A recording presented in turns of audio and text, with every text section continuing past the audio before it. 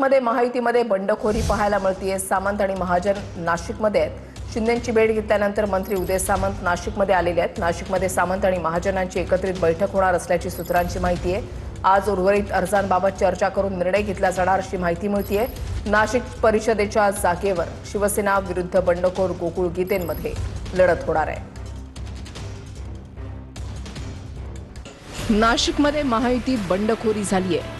महायुतीमध्ये नाशिकची जागा शिवसेनेला असून तिथे नरेंद्र दराडे उमेदवार आहेत। बंडखोरीमुळे त्यांच्यासमोर महायुतीच्या गोकुळ गीतेंचं आव्हान असणार आहे।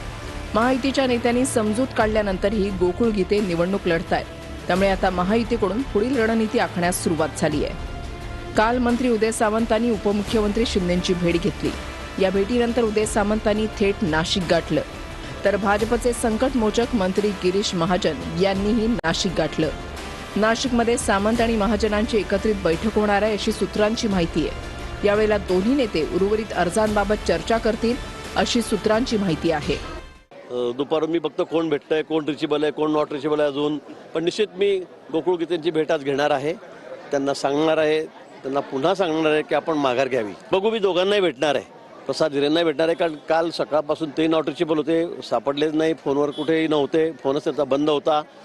गोकुळ गीतेंचं काल सकाळी माझं बोलणं झालं होतं, पण नंतर ते नॉट रिचेबल झाले। 15 मिनिट 20 मिनिट मी त्यांच्याशी बोललो होतो, त्यांना समजवलं होतं, पण होकार नकार करून त्यांनी फोन ठेवला। मला वाटलं होतं की ते माघार घेतील, परंतु त्यांनी शेवटी मग ते भेटलेच नाही, नॉट रिचेबल होते।